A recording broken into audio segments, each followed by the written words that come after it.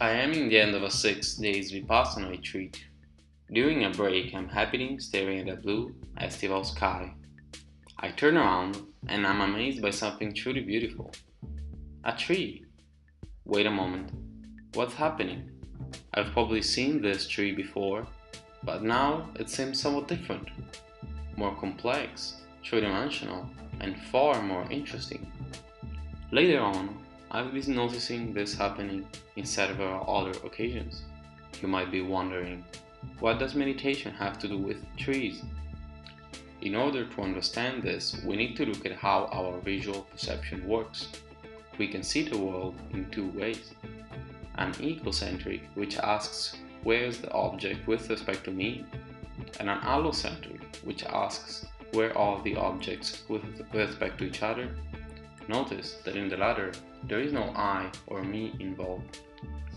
In fact, from Greek allo means other.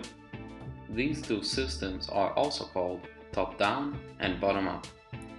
Now, let's look at their functions. Bottom-up system collects visual information to form a meaningful data stream to be perceived.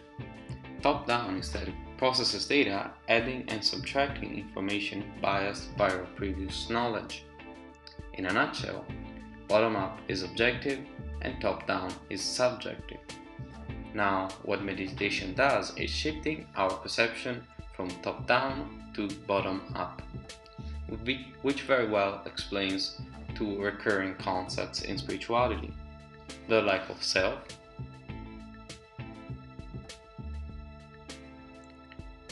and seeing things as they really are.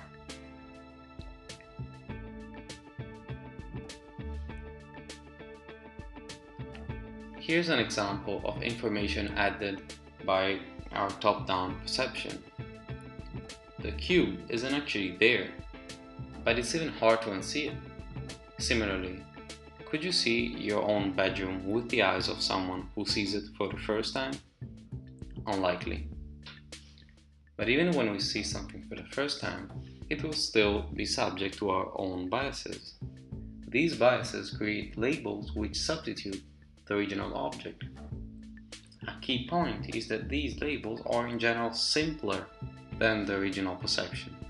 So for example, as I walk around, instead of seeing many different trees, I really see slightly different versions of a stereotyped tree. And guess what happens then? The forest gets boring. If everything looks the same, then there's nothing interesting. Have you ever wondered why kids seem so often amazed by little things? What we fail to realize is that they see the world in a totally different way. Their eyes don't yet have as many biases as ours. In that sense, meditation allows us to see the world through kids' eyes. How far can this process go? How beautiful can reality get? I have no clue, but I do notice this process occurring over and over, gradually changing my whole view of reality.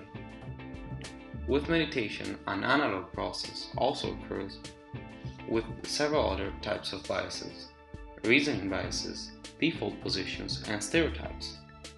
Now you might be wondering, aren't these biases useful for reasoning?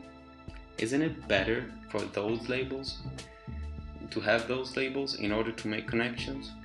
The short answer is no, but I'll cover the advantages of meditation to problem solving and the creative process in the next video. Please click the like button down below and see you next time. I'll leave you with a quote: "In the beginner's mind, the possibilities are many. In the expert's are few."